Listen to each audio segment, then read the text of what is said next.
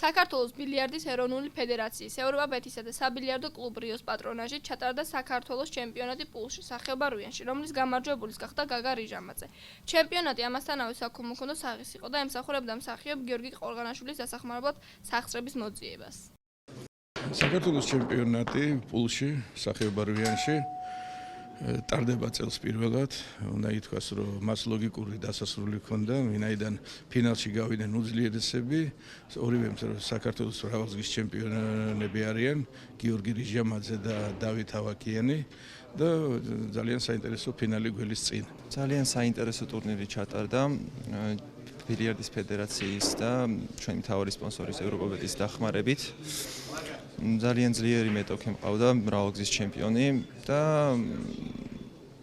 უძლიერესმა მოიგო. ძალიან მნიშვნელოვანი იყო, ვინაიდან დიდი ხანი არ ყოფილა ფინალში და ძალიან გამიხარდა. ტურნირი თავიდანვე იყო ძალიან დაძაბული თამაშები იყო. გამოდიოდა 16 მოთამაშე, უძლიერესი მოთამაშეები საქართველოსდან.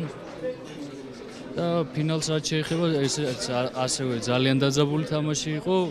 ყველამ ვინერვიულეთ, ვინც იყო დამსწრესა ზოგადად, დამეთანხმება ამაში, რომ ძალიან კაი თამაში იყო.